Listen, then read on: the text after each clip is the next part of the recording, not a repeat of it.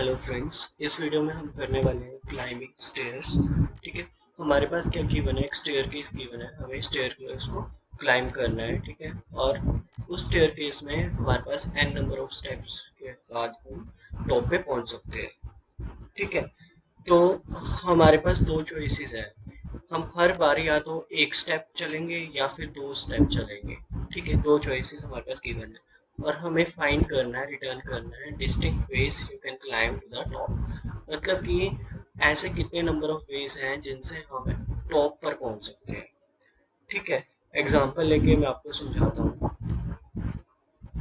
Let's say हमारे पास जो given है n इक्वल टू 2 गिवन है, मतलब कि स्टेयर केस हमारे पास कुछ इस तरह से है। ठीक है, ये 2, ये 1 और ये 0। ये 0 क्यों लिया है? ठीक है, यहाँ से हम स्टार्ट करेंगे। ठीक है, 0 से क्यों स्टार्ट करेंगे? क्योंकि मतलब अभी हमने एक भी स्टेप को क्लाइंब नहीं किया है। ठीक है, तो हमारे पास हमने फाइंड करना है कितने नंबर ऑफ वेज हैं जो जब हम यहाँ पे पहुंच सकते हैं। ठीक है, फाइन। तो हम 0 से स्टार्ट करते हैं। हमारे पास दो चॉइसेस हैं, या तो हम एक स्टेप चलेंगे या फिर दो स्टेप चलेंगे। अब लेट से एक स्टेप चलते हैं तो हम कहाँ पहुंचते हैं? यहाँ पे।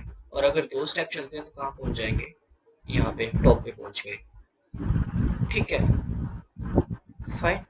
ठीक है, अब क्या है कि हम तो यहाँ पे पहुंच गए, तो ये इसके कितने नंबर ऑफ वेज हो गए टॉप पे पहुंचने के? 1 वे। ठीक है, अब 0 से हमने स्टार्ट किया था, हम 1 पे पहुंचे। अब 1 से देखते हैं कितने नंबर ऑफ वेज है हमारे टॉप पर पहुंचने के। ठीक है, फाइन। तो हम 1 से स्टार्ट करते हैं, तो हम 1 से या तो एक स्टेप चलेंगे, ठीक है, या फिर कितने स्टेप चलेंगे? दो स्टेप चलेंगे। अगर दो स्टेप चलते हैं तो हम क्या पहुंचेंगे? ये तो बाहर चले गए। ठीक है, हमने करना है कि जब हम टॉप पर पहुंचे तो 1 से कितने नंबर ऑफ वेज में हम टॉप पर पहुंच सकते हैं? एक नंबर ऑफ वेज। ठीक है, तो +1। तो ये कितने नंबर ऑफ वेज में हम टॉप पर पहुंच सकते हैं? 0 से 2 वेज में। पहला वेज क्या हो जाएगा?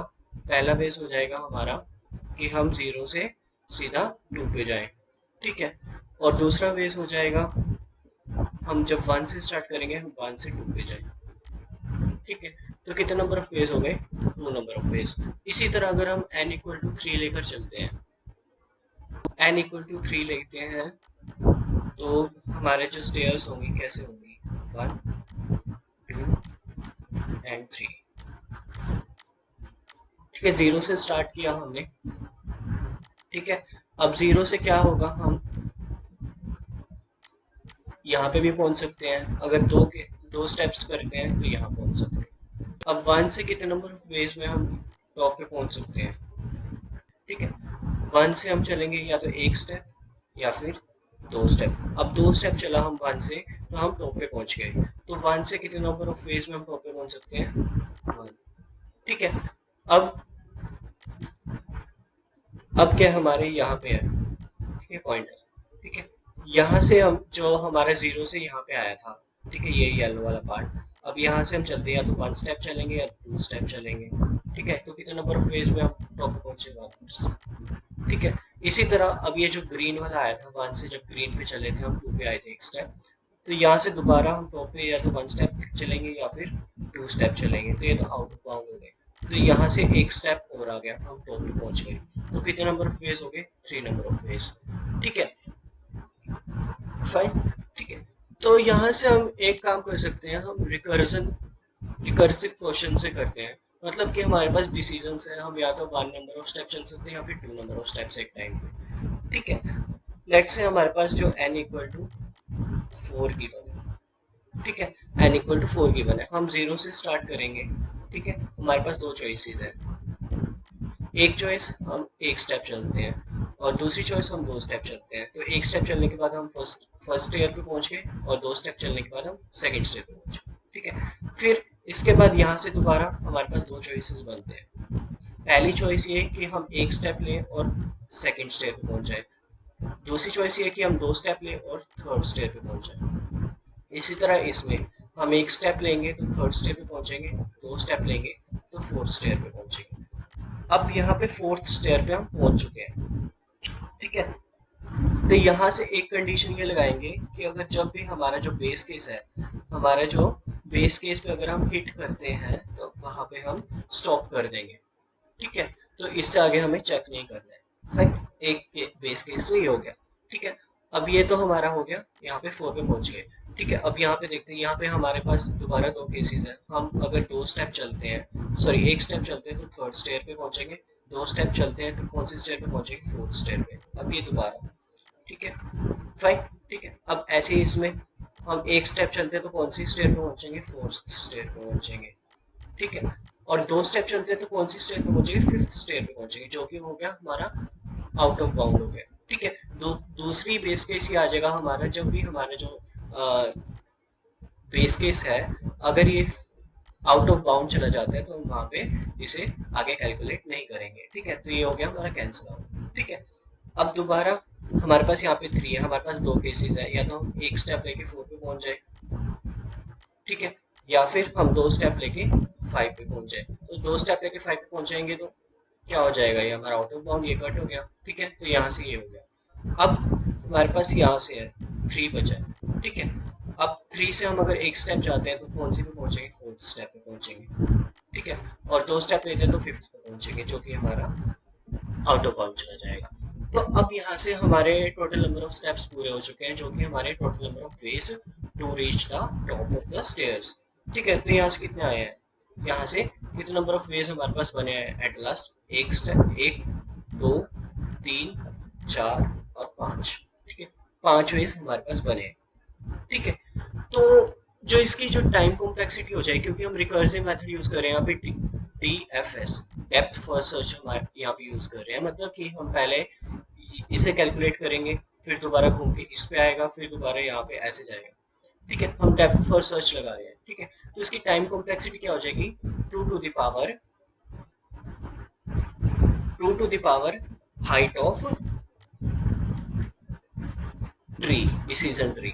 हाइट ऑफ डिसीजन ट्री क्या होगी हमारी, हाइट ऑफ डिसीजन ट्री वो होगी जितने हमारे नंबर ऑफ स्टेयर्स हमारे पास गिवन है। क्यों, क्योंकि अब यहाँ पे देखो, हम एवरी टाइम इस लाइन में हम एवरी टाइम एक एक स्टेप चल रहे हैं, एक एक स्टेप के बाद हम एट द लास्ट टू पे पहुंचे। तो इसमें कितने नंबर ऑफ एजेस कितने हैं, 1 2 3 4, तो इसकी हाइट क्या होगी, 4। तो ओवरऑल टाइम कॉम्प्लेक्सिटी हो जाएगी 2 to the power n, ठीक है, फाइन। बट हम इसे मिनिमाइज कर सकते हैं किसका यूज करके, DP का यूज करके, डायनेमिक प्रोग्रामिंग का यूज करके, ठीक है। अब ये क्वेश्चन ऐसा है कि अगर आपको डायनेमिक प्रोग्रामिंग लाइक नॉलेज नहीं है तो इस क्वेश्चन से आपको फंडामेंटल नॉलेज पता चल जाएगा डायनेमिक प्रोग्रामिंग के बारे में, ठीक है। अब यहाँ से एक चीज आप नोटिस कर रहे हो, यहाँ से, ठीक है। अब हमने यहाँ पे 2 के लिए सॉल्व किया है, ठीक है, 2 से 3, 3 से 4, फिर 3 से आगे गए, ठीक है। अब यहाँ पे देखो, यहाँ से भी तो हमने सेम ही सॉल्व किया है, 2 के बाद 3 4, 2 के बाद 3 और 4, ठीक है। तो मतलब हम क्या कर रहे हैं, एक ही सॉल्यूशन को बार बार सॉल्व करते जा रहे हैं, तो इससे हमारी जो टाइम कॉम्प्लेक्सिटी है वो बढ़ गई है। बट DFS जब हम सॉल्व कर रहे हैं, ठीक है, तो पहले हम ये वाला पार्ट सॉल्व करेंगे, ठीक है, उसके बाद इस पार्ट पे पहुंचेंगे, ठीक है। तो हम पहले ये सॉल्व कर चुके होंगे, तो दोबारा ये सॉल्व करने की क्यों जरूरत है, ठीक है। हम सॉल्व नहीं करना चाहते इसको दोबारा, ठीक है। तो लेट से हमने इसको कट कर दिया, ठीक है। अब यहाँ पे देखो, यहाँ पे खत्म नहीं हुआ अभी, ये 3 और ये 3। अब यहाँ पे दोबारा देखो, वही सेम हम एक ही चीज को बार बार सॉल्व कर रहे हैं, ठीक है। तो हम इसको भी कट कर देते हैं, ठीक है। अब आप यहाँ से देखोगे ये चीज,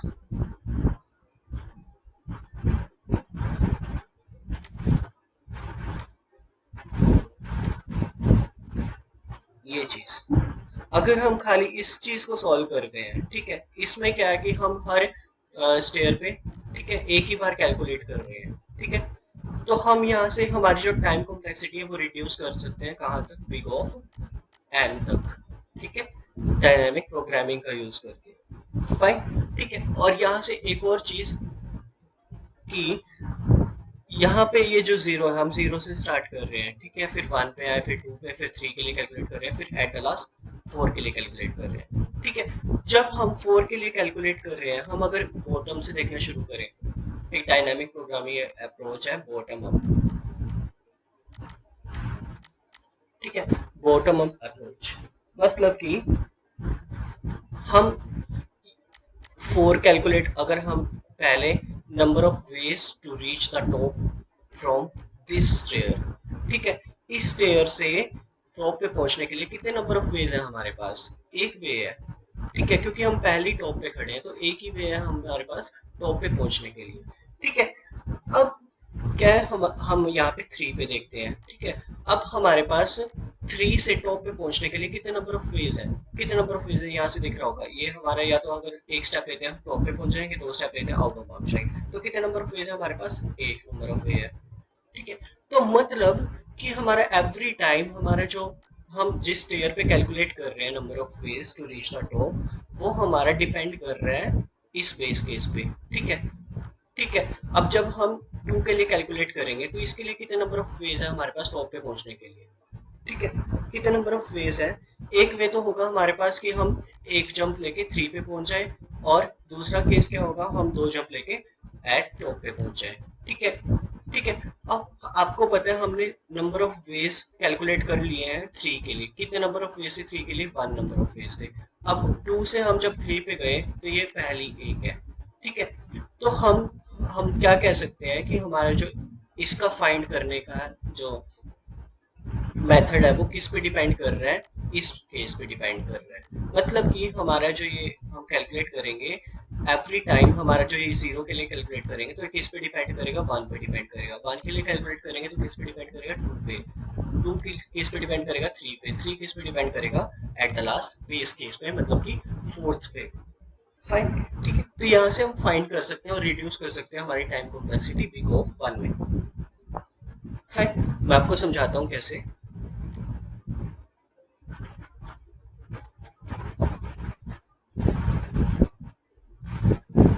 ये हमारे पास स्टेयर है, लेट्स से,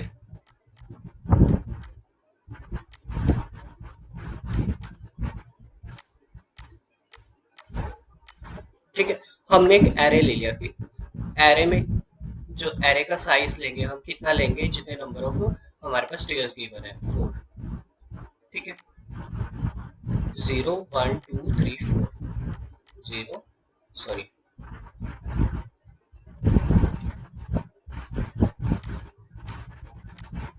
ठीक है, ये हमने एरे का साइज ले लिया। तो हम पहले बेस केस के लिए कैलकुलेट करना शुरू करते हैं।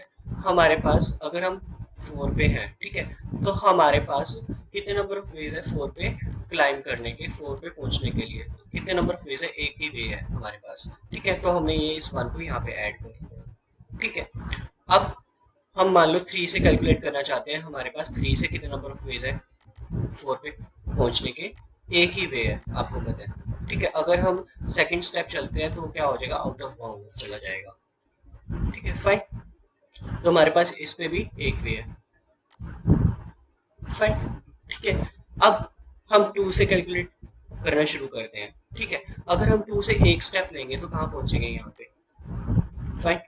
और अगर टू से टू स्टेप लेंगे तो कहाँ पहुंचेंगे? फोर पे।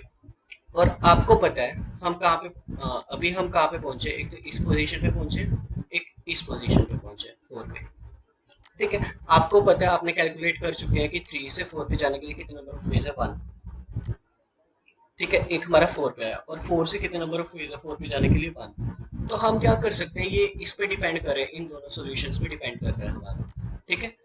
तो हम क्या कर सकते हैं, ये जो हमने सॉल्यूशंस फाइंड किए इन दोनों को ऐड करके यहाँ पे लिख देंगे। तो कितने नंबर फेज हो गए हमारे? टू से फोर पे जाने के दो फेज हो गए, ठीक है, फाइन। ऐसे ही अब जब वन से स्टार्ट करेंगे तो वन से या तो हमारे पास चॉइस है हम इस पे चले जाएं टू पे, या फिर हमारे पास चॉइस है हम थ्री पे चले जाएं, ठीक है। एक हमारा टू पे आ गया, एक हमारा थ्री पे आ गया। अब हमें पता है हमने टू के लिए कितने नंबर ऑफ वेज कैलकुलेट कर चुके हैं हम टॉप पे जाने के लिए? टू, ठीक है। और एक है हमारा थ्री। और अगर हम थ्री से देखते हैं कि कितना नंबर ऑफ वेज है टॉप पे जाने के लिए, वो भी हमारे पास कैलकुलेटेड है, ओके, वन। तो हम इन दोनों को ऐड करके लिख सकते हैं थ्री, फाइन। इन दोनों को हमने ऐड कर लिया और यहाँ पे लिख दिया, ठीक है। अब हम जीरो से स्टार्ट करेंगे, जीरो से देखेंगे, ठीक है। अब हमारे पास चॉइस जो है, दो चॉइसेस है, हम या तो एक स्टेप क्लाइम करेंगे या फिर दो स्टेप करेंगे। एक स्टेप के बाद कहाँ पहुंचेंगे? वन पे। दो स्टेप के बाद कहाँ पहुंचेंगे? टू पे, ठीक है। अब हमें पता है हमने वन पे कैलकुलेट कर चुके हैं कितने नंबर ऑफ वेज है टॉप पे जाने के लिए, वो कितने? थ्री। और अगर हमारे पास टू पे आता है, हमारे पास टू के लिए कितने नंबर ऑफ वेज है? टू। तो हम इन दोनों को ऐड कर सकते हैं, इन दोनों को ऐड करके कितने आ जाएंगे 5, और हमारे जो 5 है ये हमारा आंसर रिटर्न कर देंगे। मतलब हमारे पास एट द एंड कितने नंबर ऑफ वेज आए हैं 0 से 4 पे जाने के लिए, 5 वेज आए हैं। और आपने जो मैंने डिसीजन ट्री बनाया था तो वहाँ भी कितने नंबर ऑफ वेज थे हमारे पास 4 पे जाने के लिए, 5 वेज थे। एक ये, ठीक है, एक ये, एक ये, एक ये और एक ये, कितने नंबर ऑफ वेज हो गए 5 नंबर ऑफ वेज। तो इससे हमारी जो टाइम कॉम्प्लेक्सिटी क्या होगी बिग ऑफ एन हो गई, क्योंकि हम हर एक स्टेप पे हर एक स्टेप को सिर्फ एक बार कैलकुलेट करते हैं, ठीक है। Each time we are calculating only one step.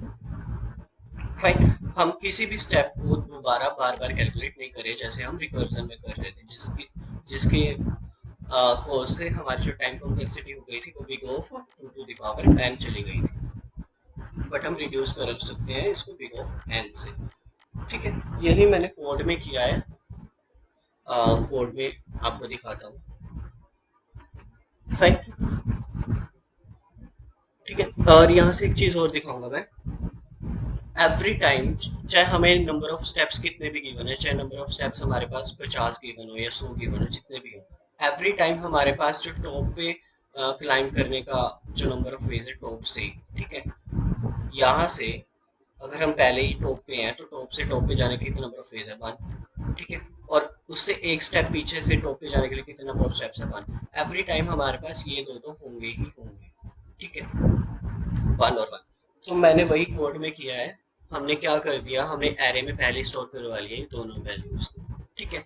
उसके बाद हम लूप चलाएंगे for x in range n-1। n-1 क्यों लिया, अब यहाँ से ही देख लो आपने, हमारे पास n इक्वल टू 4 वैल्यू थी, ठीक है। हमने इन दोनों को एरे में ले लिया तो कितने, 4 माइनस 1 कितने बचे 3, ठीक है। तो ये कितने, 1 2 3, ठीक है। तो इसीलिए हमने जो आइटरेशन चलाई है वो 3 बार चलाई है, मतलब n-1 टाइम्स चलाई है।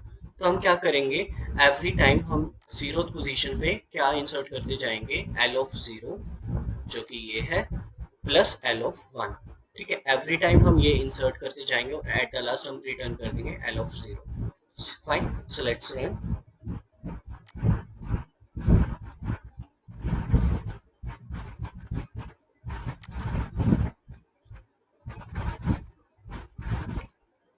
Fine, as you can see it's working fine and it's pretty much efficient. And if you like this video, please subscribe my channel, press the bell icon also. Thank you so much.